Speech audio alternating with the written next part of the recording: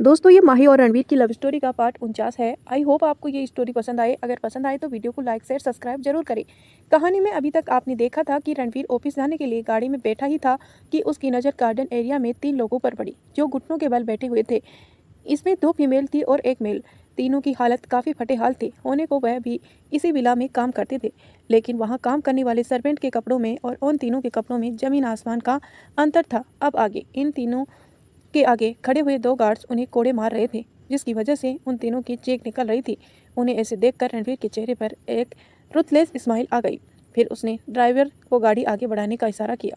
Driver ने अपने boss के ऑर्डर को फॉलो किया और गाड़ी आगे बढ़ा दी। ये तीनों लोग और कोई नहीं, समीरा, अंकित और वो लड़की थी जिसने रणवीर की सेक्रेटरी बनकर समीरा की प्लानिंग में उसका साथ दिया था। तीनों ही पिछले 5 सालों से यहाँ गुलामी की जिंदगी जी रहे थे।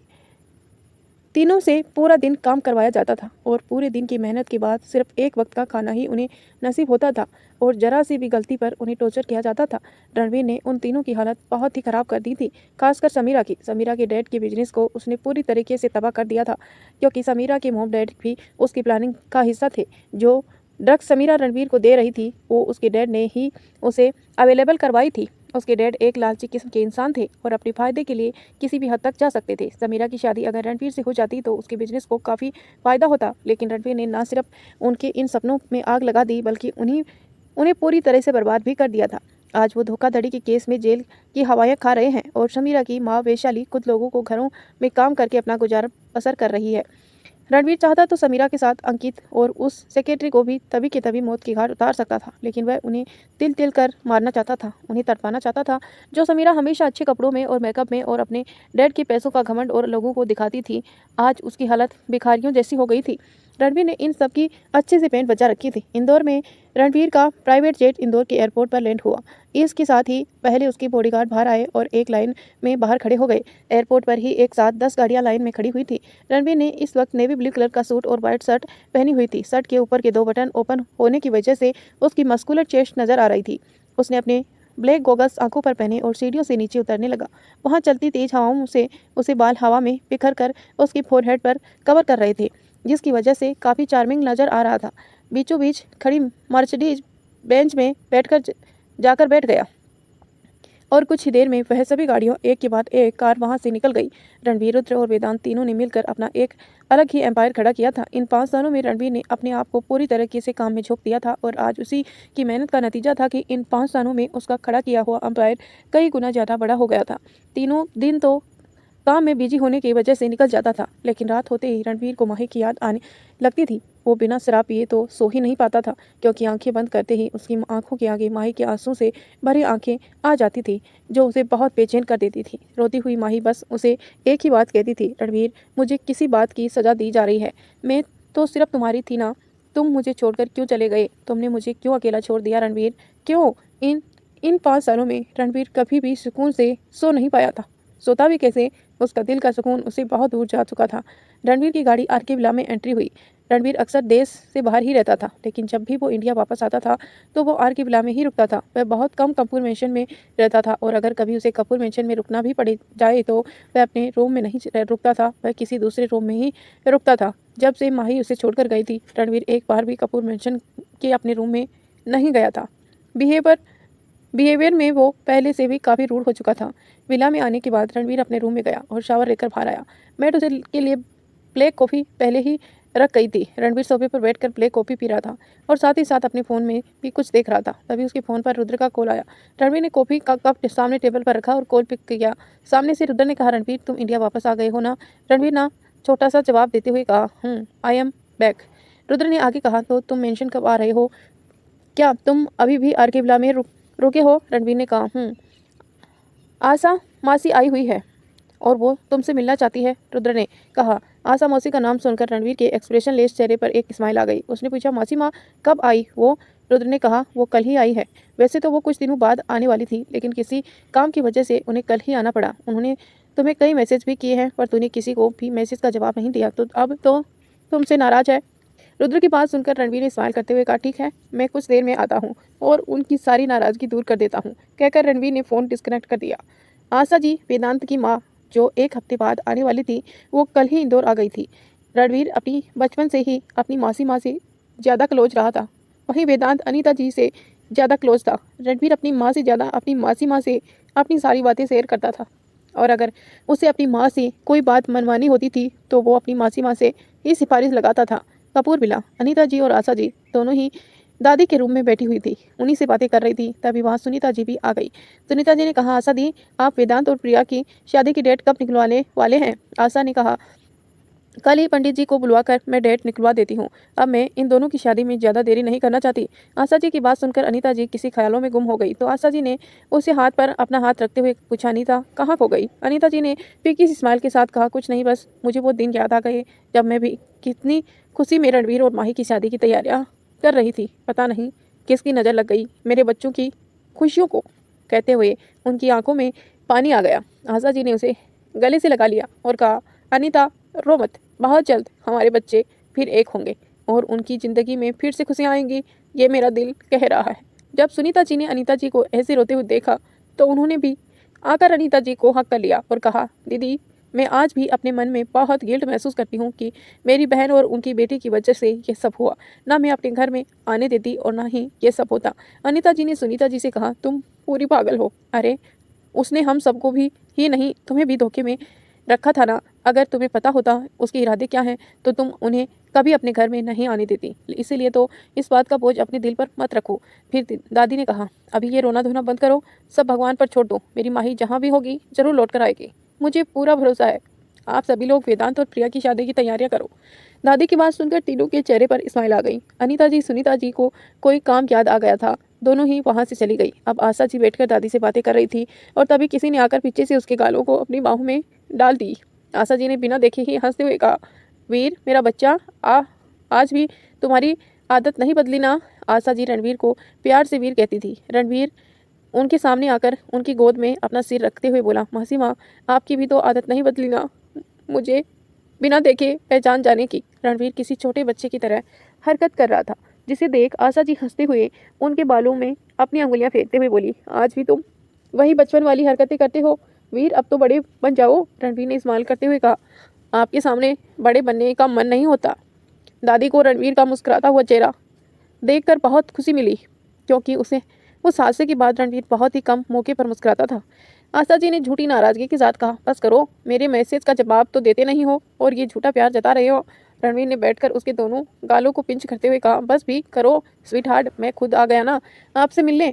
रणवीर की हरकत पर आशा जी और दादी को हंसी आ गई। फिर रणवीर खड़े होते हुए बोला, मुझे रुद्र से कुछ काम है, उसे मिलकर आता हूँ। कहकर रणवीर वहां से चला गया। रणवीर अभी स्टडी रूम की तरफ बढ़ा ही था कि तभी उसके पैरों के पास आकर कोई टकराया। रणवीर ने अपना सिर झुकाकर देखा तो एक छोटा सा करीब 5 साल का गोलू मोलू सा बच्चा अपने हाथों में बॉल लिए खड़ा हुआ था और मुंह फुलाए रणवीर को देख रहा था। वैसे भी बच्चे के गाल थोड़े चब्बी थे और मुंह फुलाने की वजह से वो और ज्यादा क्यूट लग रहा था। उसे देखकर रणवीर के होठों पर मुस्कान आ गई। उसके हाथ बढ़कर उसे अपनी गोद में उठा लिया और उसके गुलाबी गालों को किस करते हुए कहा, आयु नाराज है अपने चाचू से? आयु सारिका और रुद्र का बेटा है, पूरा नाम आयुष रुद्र राय कपूर, जो सिर्फ 5 साल का है। रणवीर आयु को बहुत ही प्यार करता है। जब भी रणवीर आयु के साथ होता है तो वो भी अपनी हर परेशानी को भूल जाता है, और रणवीर जब भी कपूर मेंशन में होता है तो ज़्यादा वक्त वो आयु के साथ ही बिताता है। आयु ने अपना सिर हिलाते हुए मासूमियत से कहा, हाँ मैं आपसे नाराज हूँ। आप इतने दिनों के लिए क्यों चले गए थे? आपने तो कहा था कि आप कुछ दिन बाद वापस आ जाओगे। आप पूरे 1 मंथ के लिए बाहर गए थे। आपको पता है मैं आपका कितना वेट करता था? रणवीर ने उसके गालों को पिंच करते हुए कहा, अब मैं आ गया हूँ ना, अब तो शिकायत बंद करो। आयुष ने कुछ सोचते हुए कहा, एक शर्त पर, अगर आप मुझे आज शाम को आइसक्रीम खिलाने के लिए ले जाओ तब। बोलो done, you are ready this deal? Ranveer ने हंसते हुए कहा, yes I am agree to this deal. फिर उसने गालों पर किस करते हुए उसे नीचे उतारा और कहा, शाम को रेडी रहना, हम दोनों ही बाहर जाएंगे, तुम्हें आइसक्रीम भी खिलाएंगे और हम तुम्हें गेम भी दिखाएंगे, ओके? आयुष ने कहा, ओके, और वहाँ से भाग गया। रणवीर स्टडी रूम में आया तो रुद्र और वेदांत उसी का वेट कर रहे थे। रुद्र और वेदांत दोनों ही रणवीर को गले मिले। रणवीर ने अपनी चेयर पर बैठते हुए पूछा, अब सब काम ठीक ठीक था ना? वेदांत ने कहा, हाँ यहाँ पर सब काम ठीक है, बाकी जो जो प्रोजेक्ट हमने हासिल किए हैं उसकी सारी डिटेल तुम्हें भेज दिया है, वह तुम देख लेना। ऐसे ही कुछ देर उन तीनों के बिजनेस की से रिलेटेड बातें होती रही। फिर रणवीर अपनी सिगरेट सुलगाए के गिलास वाल के पास आकर खड़ा हो गया। सिगरेट के लंबे लंबे कस लेने लगा। रुद्र अपने फ़ोन में बिजी था, वहीं वेदांत रणवीर को देखते हुए कुछ सोच रहा था। फिर उसने एक लंबी सांस ली और रणवीर के बगल में आकर खड़ा हो गया, और फिर वह भी बाहर की तरफ देखता वो बोला, रणवीर क्या तुम मेरा एक काम कर सकते हो? रणवीर ने कन्फ्यूजन से वेदांत की तरफ देखा। वेदांत ने कहा, तुम्हें हमारी शिमला वाली प्रोजेक्ट के बारे में तो पता ही है जिसे मैं हैंडल कर रहा हूँ, लेकिन मुझे कोई काम आ गया है तो इस बार मैं वहाँ जा नहीं पाऊँगा और वहाँ कुछ परेशानी भी आ रही है। So can you go over there and health it? Vedant की बात सुनकर रणवीर ने एक लंबी सा सिगरेट कालीन या उसका धुआं छोड़ते हुए कहा, इस प्रोजेक्ट को काफ़ी लंबे वक्त से तुम हैंडल कर रहे हो तो उसकी सारी डिटेल के बारे में तुम्हें पता होगा। मैं वहाँ जाकर क्या करूँ, प्रॉब्लम सोल्व कैसे कर पाऊंगा? वेदांत ने कहा, उसकी तुम चिंता मत करो, मेरा मैनेजर तुम्हें सब समझा देगा। बस तुम एक बार वहाँ चले जाओ। मैं रुद्र को भी यह काम दे सकता था, लेकिन रुद्र को 2 दिन बाद अब्रोड जाना है और उसका वहाँ जाना ज़रूरी भी है और वहाँ से वापस आने में ही इसी और 10 दिन का वक्त लग जाएगा। तब तक परेशानी बहुत बढ़ सकती है। रणवीर ने कुछ सोचा और फिर कहा, okay I am going there. तो दोस्तों, आपने अभी तक वीडियो को लाइक क्यों नहीं किया? प्लीज़ दोस्तों लाइक कर दीजिए। बहुत ही मज़ेदार कहानी होने वाली है। आखिर हमारी रणवीर और माही अगले एपिसोड में मिलने वाले हैं, तो प्लीज़ वीडियो को लाइक करके चैनल को सब्सक्राइब कर लीजिए ताकि जब भी हम नोटिफिकेशन डालें आपको तुरंत नोटिफिकेशन मिल जाए। वेदांत की बात सुनकर रणवीर ने एक लंबा कस सिगरेट का लिया और उसका धुआं उड़ेल दिया। रणवीर ने कुछ सोचा और फिर कहा, ओके मैं चला जाऊँगा। वेदांत ने रणवीर की बात सुनकर तो थोड़ा सा रिलैक्स फील किया। फाइनली उसने रणवीर को शिमला जाने के लिए मना ही लिया। उसने फिर आगे कहा, ठीक है तो मैं फिर 3 दिन बाद शिमला के लिए निकलना है। मैं वहाँ के मैनेजर को सब कुछ समझा दूंगा। कहकर वो स्टडी रूम से बाहर निकल गया। शिमला रात का वक्त। माही अपने दोनों बच्चों के साथ इस वक्त हॉल में बैठी हुई टीवी देख रही थी। टीवी पर इस वक्त बच्चों का फेवरेट कार्टून आ रहा था। माही को अपने बच्चों के साथ उनका फेवरेट टीवी प्रोग्राम देखना बहुत पसंद था, तो अक्सर वो रात को यही करती थी और साथ ही साथ बच्चों को साथ बहुत सारी मस्ती भी करती थी। माही जहाँ बीच में बैठी हुई थी, हीर और माहिर उसके आसपास बैठे हुए थे और तीनों ही एक साथ पॉपकॉर्न खा रहे थे। कल संडे था, इसीलिए किसी को भी ना स्कूल जाने की टेंशन थी और ना माही को जल्दी उठने की टेंशन। इसीलिए वे तीनों आराम से बैठकर अपना प्रोग्राम एंजॉय कर रहे थे और बीच बीच में कार्टून के किसी फनी सीन के ऊपर जोर जोर से हंस भी रहे थे। प्रोग्राम खत्म होते ही माही ने रिमोट से टीवी ऑफ किया और फिर अपने बच्चों के साथ बात करने लगी। अपने बच्चों की प्यारी प्यारी बातों से में माही अपनी सारी परेशानियां भूल जाया करती थी। बच्चे भी अपनी पूरे दिन की बात माही के साथ शेयर करना बहुत पसंद करते थे, बल्कि वह तो इंतजार करते थे कब अपनी मम्मा के साथ अकेले में बैठे और अपने पूरे दिन की बातें उनसे शेयर करे। माहिर जो काफ़ी वक्त से एक बात सोच रहा था, उसने अपनी मम्मा से पूछा, मम्मा डैडी कहाँ हैं? वह हमसे मिलने क्यों नहीं आते? माहिर के सवाल पर माहिर जो अभी मुस्कुरा रही थी, एकदम से फेस की भाव सीरियस हो गए। उसने पहले तो समझ ही नहीं आया कि वह अपने बच्चे के सवाल का क्या जवाब दे। वह अभी कुछ सोच ही रही थी कि तभी छोटी सी हीर ने भी माही से पूछा, मम्मा क्या डैडी हमसे प्यार नहीं करते हैं, इसीलिए वो हमें छोड़कर चले गए? हीर की बात सुनकर माही को अपने दिल में एक दर्द का एहसास हुआ। इससे पहले कि माही कुछ जवाब देती, हीर रुआंसी होते हुए बोली, मम्मा क्या हम अच्छे बच्चे नहीं हैं, इसीलिए हमारे डैड हमारे साथ नहीं रहते? हीर की बात सुनकर माही ने हीर को अपनी गोद में लेते हुए कहा, आप ऐसे क्यों बोल रहे हो बच्चे? तो माहिर ने कहा, मम्मा स्कूल के कुछ बच्चे अक्सर हमें इसी बात के लिए चिढ़ाते हैं और एक लड़की ने तो यहाँ तक कह दिया था कि हम अच्छे बच्चे नहीं हैं, इसीलिए हमारे डैड हमारे साथ नहीं रहते और उन्होंने हमें छोड़ दिया है। अपने मासूम से बच्चों के मुंह से ये सब सुनकर माही का दिल धक होकर रह गया। उसे अपना वो वक्त याद आ गया जब वो छोटी थी और उसे भी अपनी माँ ना होने के लिए ऐसी बातें सुननी पड़ती थी। वो महसूस कर सकती थी कि उसके बच्चों को कैसा लगा होगा। उसने अपने दोनों बच्चों को अपने सीने से लगाया लिया और उसकी आंखों में नमी आ गई, लेकिन वो अपने बच्चों के सामने रोना नहीं चाहती थी। उसने अपने आप को कंट्रोल किया और प्यार से उन्हें समझाते हुए बोली, नहीं बेबी, यह सच नहीं है, तुम्हारे डैड तुमसे बहुत प्यार करते हैं। वो तो बिजनेस के सिलसिले में अब्रॉड गए हुए हैं। जब वो यहाँ से गए थे तब तुम दोनों ही बहुत छोटे थे, इसीलिए तुम्हें कुछ याद नहीं है। हीर ने सिर उठाकर माही को देखते हुए मासूमियत से पूछा, फिर वो हमसे मिलने क्यों नहीं आते? अब माही भला इस बात का क्या जवाब देती? उसे बात बदलते हुए कहा, अब बातें बहुत हुई, चलो अब सो जाओ, रात बहुत हो चुकी है। कहकर माही ने हीर को अपनी गोद में उठाया और माहिर का हाथ पकड़कर इनके रूम में आ गई। उनके दोनों को अपने अपने बेड पर लिटा दिया और ब्लैंकेट उड़ाते हुए बोली, आप अपनी आंखें बंद कर लो और चुपचाप सो जाओ। दोनों ही अपनी आंखें बंद करने लगे और लेट गए। माही ने बारी बारी से दोनों के फोरहेड पर किस किया और रूम से बाहर आ गई। माही अपने रूम में विंडो के पास खड़ी हुई चांद को निहार रही थी। अपनी ही सोच में गुम थी। उसके जहन में अपने बच्चों के सवाल घूम रहे थे।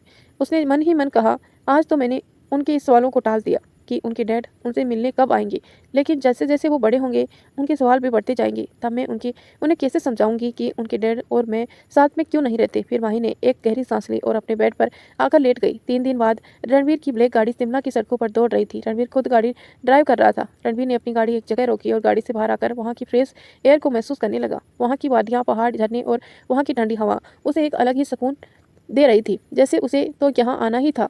रणवीर ने अपनी आंखें बंद की और बाहें फैलाकर वहाँ की बहती हवाओं को महसूस करने लगा। ऐसा नहीं था कि वो पहली बार शिमला आया था, वो अपने कॉलेज टाइम में भी शिमला आ चुका था, लेकिन यह एहसास उसे पहले कभी महसूस नहीं हुआ था। कुछ देर ऐसे ही रहने के बाद वो वापस अपनी गाड़ी में बैठा और अपनी मंजिल के लिए निकल गया। रणवीर कुछ वक्त के लिए अपने कॉटेज गया, जो उसके असिस्टेंट ने अविनाश ने पहले ही बुक कर दिया था। वो रणवीर से पहले ही यहाँ पहुँच गया था और यहाँ के सारे इंतजाम कर दिए थे। रणवीर कॉटेज पहुँचकर फ्रेश होने के बाद वो अविनाश और मैनेजर के साथ काम देखने साइट पर चला गया। सारा काम देखने के बाद रणवीर ने मैनेजर और अविनाश को कुछ इंस्ट्रक्शन दिए और उन्हें वहीं छोड़कर वहाँ से निकल गया। रणवीर अब कुछ वक्त वहाँ अकेला घूमना चाहता था, इसीलिए वह लॉन्ग ड्राइवर पर निकल गया। उसे आज एक अलग ही सुकून महसूस हो रहा था। रणवीर की गाड़ी ड्राइव करते हुए एक मंदिर के सामने गुजरने लगी। रणवीर ने अपनी गाड़ी की स्पीड स्लो कर दी। तभी अचानक उसकी गाड़ी में आगे एक बच्ची भागती हुई आई, जिसे देखकर रणवीर ने एकदम से अपनी गाड़ी को ब्रेक लगा दी। रणवीर जल्दी से अपनी गाड़ी के डोर ओपन कर बाहर आया तो उसे देखा एक छोटी सी बच्ची डर से खुद को में समेटी हुई बैठी थी। उसने अपने हाथों में छोटा सा टेडी बियर पकड़ा हुआ था। शायद वो बच्ची एकदम गाड़ी को आगे आ जाने से सहम गई थी। रणवीर जल्दी से उसके पास गया, घुटनों के बल उसके करीब बैठा उस लड़की के सिर पर हाथ फेरते हुए प्यार से पूछा, बच्चे आपको चोट तो नहीं आई?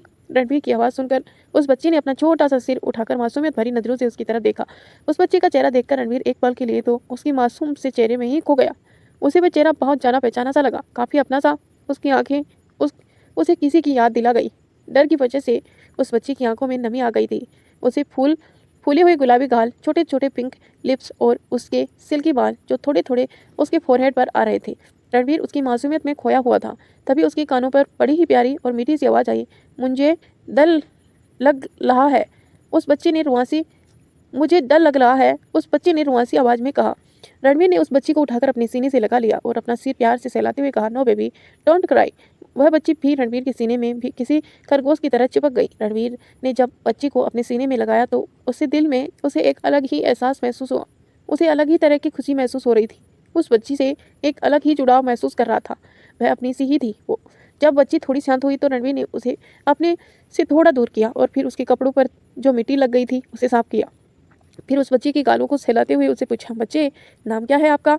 इससे पहले कि वह इस बात का जवाब देती तभी पीछे से किसी लड़की की आवाज़ आई, हीर तुम यहाँ क्या कर रही हो? मैं तुम्हें सब जगह ढूंढ रही थी। रणवीर ने जब उस आवाज़ की तरफ देखा तो 17-18 साल की लड़की हाथों में पूजा की थाली पकड़े हुए खड़ी थी। जी हाँ, वो हीर थी, रणवीर की बेटी, जो अनजाने में ही अपनी डैड से मिली थी और रणवीर भी अपनी बेटी से मिला था। ये बात अलग है कि दोनों ही दूसरे को पहचानते नहीं थे, लेकिन रणवीर के दिल में जो अपनेपन का एहसास जागा था उसी बच्ची को लेकर वह सच था। आखिर खून का रिश्ता जो था उससे। रणवीर हीर को अपनी गोद में उठाया और फिर उसे कहा, तो आपका नाम हीर है? बहुत ही प्यारा नाम है आपका। तब तक वह लड़की रणवीर के पास आ गई। उसे फिर रणवीर से कहा, आप कौन हैं और हीर आपके पास क्या कर रही है? तब रणवीर ने उस लड़की को बता दिया कि कैसे हीर उसकी गाड़ी के आगे आ गई थी। रणवीर की बात सुनकर वह लड़की घबरा गई और उसने हीर को ऊपर से नीचे तक देखा हुए पूछा, हीर तुम्हें कहीं चोट तो नहीं लगी ना? रणवीर ने कहा, नहीं, ये बिल्कुल ठीक है, बस थोड़ा डर गई थी। रणवीर की बात सुनकर उस लड़की ने थोड़ी चैन की सांस ली। फिर हीर को थोड़ा डांटते हुए कहा, तुम हमेशा ऐसे ही करती हो। मैं तुम्हें कहा था ना, मेरे हाथ छोड़कर मत भागो, लेकिन तुम नहीं मानती। अब मैं तुम्हारी मम्मा से तुम्हारी शिकायत करूंगी। तब हीर ने क्यूट सा फेस बनाते हुए कहा, अनुदी मम्मा को मत बताना, वरना वो मुझे डांटेगी। हीर की क्यूटनेस देखकर रणवीर और उस लड़की के फेस पर स्माइल आ गई। रणवीर ने उस लड़की से कहा, कोई बात नहीं है, आप उसकी मम्मा को कुछ मत कहना, आगे से हीर ऐसा कुछ नहीं करेगी। फिर हीर की तरफ देखते हुए, क्या हीर मैं सही कह रहा हूँ ना?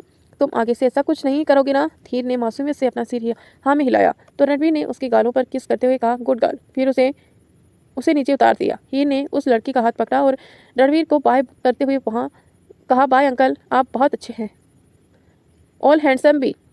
हीर की बात पर रणवीर की को हंसी आ गई। उसने हंसते हुए कहा, और आप बिल्कुल डोल की तरह हैं। वो लड़की हीर का हाथ पकड़कर आगे बढ़ गई। रणवीर वहां खड़े हुए हीर को जाते हुए देख रहा था। जैसे जैसे हीर उसे दूर जा रही थी उसे लग रहा था जैसे उसकी कोई कीमती चीज उसे दूर हो रही है। हीर ने एक बार पलट कर रणवीर को देखा और एक प्यारी सी स्माइल के साथ अपना हाथ हिला दिया। रणवीर ने भी स्माइल करते हुए अपना हाथ हिलाया। कुछ ही देर में हीर रणवीर की आंखों से ओझल हो गई। तो दोस्तों, इसी के साथ इस कहानी को यहीं एंड करते हैं। मिलते हैं नेक्स्ट पार्ट में। तब तक के लिए स्वस्थ रहिए, मस्त रहिए और हमारे चैनल को सब्सक्राइब करके नोटिफिकेशन ऑन कर लीजिए ताकि जब भी वीडियो डालें तुरंत नोटिफिकेशन मिले। धन्यवाद दोस्तों, यहाँ तक वीडियो देखने के लिए। वीडियो को अभी तक लाइक नहीं किया है आपने, प्लीज़ वीडियो को लाइक करके ही जाइए।